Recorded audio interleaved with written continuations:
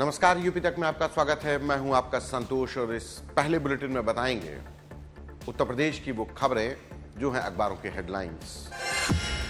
तो आज शुरुआत उस शहर से जिसने बीते 4 दिनों से उत्तर प्रदेश को अशांत कर रखा है।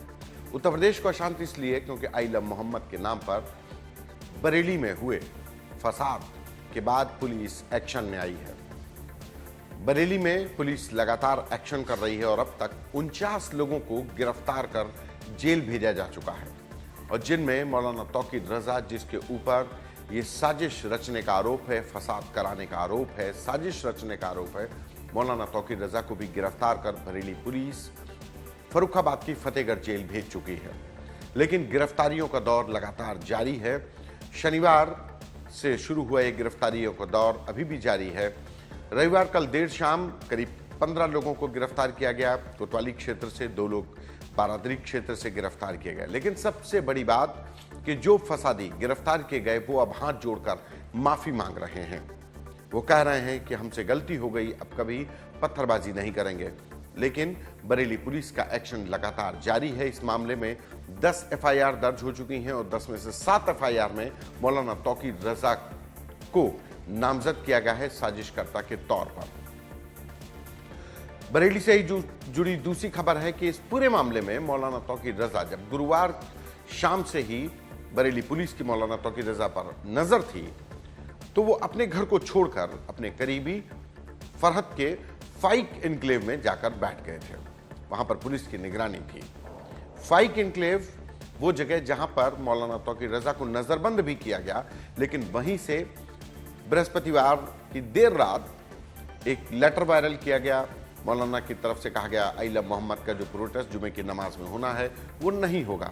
लेकिन एक तरफ पुलिस प्रशासन को लेटर वायरल कर रहा था, दूसरी तरफ उसने अपने इंटरनल जो व्हाट्सएप ग्रुप है उस पर लेटर को लेकर कह दिया कि ये लेटर फर्जी है, प्रोटेस्ट होगा। और जिसके बाद शुक्रवार को जुमे की नमाज के बाद आइला मोहम्मद के नाम पर फसाद हो गया। लोग इकट्ठा हो गए, इस्लामिया मैदान की तरफ बढ़ने लगे, बैरिकेडिंग लगाई गई और जिसकी वजह से पुलिस को लाठीचार्ज करना पड़ा। तो बात उसी फाइक एन्क्लेव की। फाइक एन्क्लेव के करीबी आरिफ बिल्डर पर भी बरेली विकास प्राधिकरण का शिकंजा कसता जा रहा है। बरेली विकास प्राधिकरण ने अब स्काईलार्क, फान लॉन और फ्लोरा गार्डन, ये 3 बेशकीमती इमारतें हैं, बेशकीमती स्ट्रक्चर्स हैं, होटल्स हैं, लॉन है, गार्डन है, जहां करोड़ों की संपत्ति है। पीलीभीत बाईपास पर ये तीनों प्रॉपर्टीज हैं। इसको बरेली विकास प्राधिकरण ने सील कर दिया है। शुरुआती जो जानकारी मिली है उसके अनुसार ये तीनों ही इमारतें बरेली विकास प्राधिकरण को सबमिट किए गए आर्य बिल्डर की तरफ से जो नक्शा था उस नक्शे के इतर इस पूरी इमारत को कंस्ट्रक्ट किया गया था। और यही वजह है कि इस कंस्ट्रक्शन बेतरतीबी से किए गए कंस्ट्रक्शन की वजह से ही इन तीनों ही इमारतों को सील किया गया और अभी भी शिकंजा जारी है। आरिफ बिल्डर के ही पुराने एक लॉन को, जलसा रिजॉर्ट को भी सील कर चुकी है बरेली विकास प्राधिकरण, लेकिन अभी ये कार्रवाई का दौर जारी रहेगा। कहा तो यहां तक जा रहा है कि तौकीर रजा की उन संपत्तियों को भी पुलिस खंगाल रही है, बरेली विकास प्राधिकरण खंगाल रही है जिस पर तौकीर रजा की आमदनी है। कुछ वक्फ प्रॉपर्टीज चिन्हित की गई हैं जिनके ऊपर कार्रवाई हो सकती है। बरेली में हुए फसाद के बाद मुख्यमंत्री योगी आदित्यनाथ की लगातार नसीहत जारी है। मुख्यमंत्री योगी आदित्यनाथ ने साफ कह दिया कि आइला मोहम्मद के नाम पर कोई भी फसाद, कोई भी दंगा बिल्कुल बर्दाश्त नहीं होगा। दंगाइयों से निपटना उत्तर प्रदेश सरकार जानती है और इससे पहले मुख्यमंत्री के द्वारा जो बयान दिया गया उसमें साफ तौर पर कहा गया था कि लोग भूल गए थे कि उत्तर प्रदेश में किसकी सरकार है और जिस मौलाना को लगातार पिछली सरकारें बख्शी जा रही थीं, इस बार उसने हिमाकत की तो अब सरकार अपनी कार्रवाई कर रही है। लेकिन सबसे बड़ी बात कि मौलाना तौकीर रजा के ऊपर दर्ज हुए इन 18 मुकदमों में अब फाइलें खंगाली जा रही हैं। सबसे बड़ी बात कि इन 18 मुकदमों में 5 मुकदमे ऐसे हैं जिनकी फाइल बरेली कोर्ट से गायब है, पत्रावली ही नहीं मिल रही है, पूरी फाइल गायब है। उनको भी कोशिश की जा रही है कि कहां उसके डुप्लीकेट फाइल तैयार की जाए। लेकिन जो मुकदमे दर्ज हुए उसमें 7 मुकदमे अभी बरेली फसाद के हैं जिसमें मौलाना तौकीर रजा को साजिशकर्ता के तौर पर दिखाया गया। लेकिन सबसे बड़ी बात कि बरेली पुलिस अब 2010 के दंगों की फाइल को भी खंगाल रही है। 2010 यानी 2 मार्च 2010 को बाराफात के जुलूस के बाद जो बरेली में फसाद हुआ, दंगा हुआ, वो भी मौलाना तौकीर रजा के भड़काऊ भाषण के चलते हुआ, जिसमें 30 से 40 दुकानें जलाई गईं, लूट हुई, मारपीट की गई। करीब 50 एफआईआर दर्ज हुई थी, लेकिन उन एफआईआर में कभी कोई कार्रवाई नहीं हुई। मौलाना तौकीर रजा को गिरफ्तार किया गया, लेकिन तत्कालीन सरकार ने 2 दिन बाद ही मौलाना को रिहा कर दिया और 169 सीआरपीसी की 169 की कार्रवाई के तहत उसको रिहा करवा दिया गया।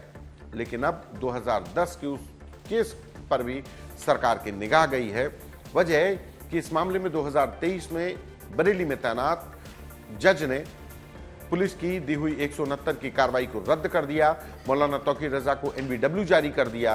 तो मौलाना हाईकोर्ट चले गए, हाईकोर्ट ने भी जज की गई कार्रवाई का संज्ञान लिया। मौलाना की तरफ से अब सुप्रीम कोर्ट में मामला लंबित है। उत्तर प्रदेश सरकार अब इस 2010 2 मार्च की उस तारीख को हुए बरेली में फसाद, जिसकी वजह से करीब 1.5 महीने तक बरेली में कर्फ्यू लगा रहा, अब उस केस पर भी निगाह गई है। सुप्रीम कोर्ट में चल रहे इस केस पर भी सरकार तटस्थता के साथ, तेजी के साथ कार्रवाई करने के लिए वहां पर पैरवी कर रही है। तो ये बरेली की वो खबरें थी जो उत्तर प्रदेश में सुर्खियां बनी हैं, जिस पर सभी की निगाहें हैं। डीजीपी मुख्यालय से लेकर बरेली पुलिस के अधिकारी लगातार पेट्रोलिंग कर रहे हैं। शुक्रवार की देर शाम से बरेली में इंटरनेट बंद कर दिया गया था। आधिकारिक जो आदेश दिया गया था कि रविवार देर रात करीब 1 बजे के लगभग इंटरनेट सेवाएं बंद रहेंगी, लेकिन अभी भी इंटरनेट सेवाएं कुछ चालू की गई हैं, लेकिन अभी भी पूरी तरीके से बहाली नहीं हुई है। बरेली के चौराहों पर जो पैरामिलिट्री फोर्स है, बरेली पुलिस है, उसके अधिकारी हैं, वो लगातार गश्त कर रहे हैं। आम जनजीवन सामान्य है। पुलिस का दावा है कि हमारी नजर है फसादियों पर, उपद्रवियों पर और उपद्रव भड़काने वालों पर, उन पर हम निपटेंगे। तो आज यूपी तक के इस मॉर्निंग शो में इतना ही। दीजिए मुझे इजाजत। नमस्कार।